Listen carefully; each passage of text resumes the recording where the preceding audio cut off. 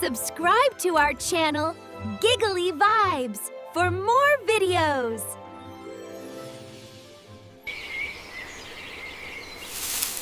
एक दफा का जिक्र है कि एक नन्ही सी चूहिया थी जिसका दिल बहुत खुश था।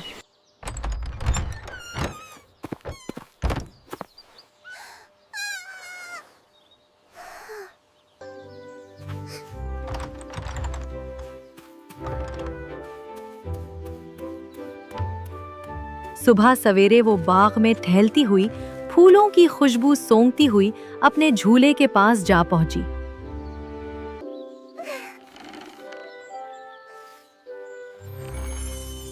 उसकी नजर एक स्ट्रॉबेरी पर पड़ी जो बहुत ही चमक रही थी, जैसे किसी ने उसे लाल रंग के लालटेन बनाकर रख दिया हो।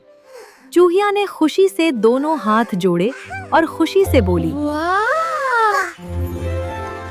ये तो बिल्कुल मेरे लिए ही बनी है। फिर चूहिया ने स्ट्रॉबेरी तोड़ने की कोशिश की, लेकिन स्ट्रॉबेरी बहुत ऊंची थी, उसका हाथ ही नहीं पहुंच रहा था। फिर वो सोचने लगी और फिर उसके दिमाग में एक तरकीब आई। वो घर गई और सीढ़ी लेकर आई।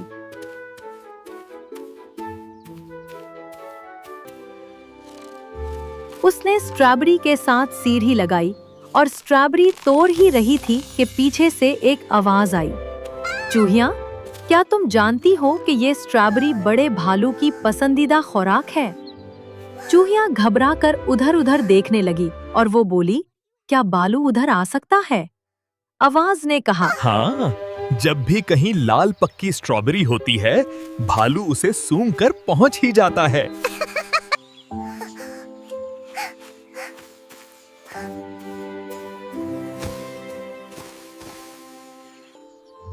ये सुनकर चूहिया बहुत ही परेशान हो गई और सोचने लगी वो अपनी स्ट्रॉबेरी को बचाना चाहती थी। इसीलिए पहले उसने स्ट्रॉबेरी को लंबे पत्ते के नीचे छुपा दिया। फिर उसे लगा यहाँ भी महफूज नहीं है। उसने स्ट्रॉबेरी को रस्सी से बांधकर लकड़ी के डब्बे में बंद कर दिया। लेकिन फिर ख्याल आया, भालू तो लकड़ी भी तोड़ सकता है। आखिरकार चूहिया थक हार कर बैठ गई और फिर सोचने लगी, आखिर मैं क्या करूं? कैसे अपनी स्ट्रॉबेरी को बचाऊं? वो सोच ही रही होती है कि ऊपर से आवाज आ जाती है,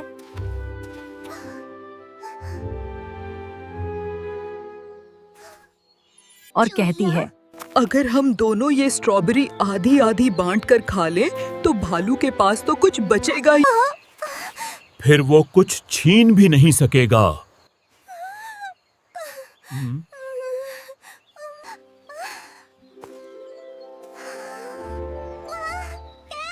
चूहिया ने जरा सोचा, फिर हंस दी और बोली, हाँ, ये तो बेहतरीन हल है। फिर आवाज ने कहा, हमें अब चाकू की जरूरत है। चूहिया बोली, हाँ, मैं चाकू लेकर आती हूँ।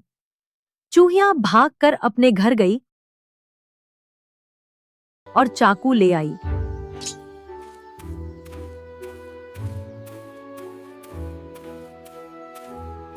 चाकू लिया गया। चूहिया ने स्ट्रॉबेरी के 2 बराबर हिस्से किए।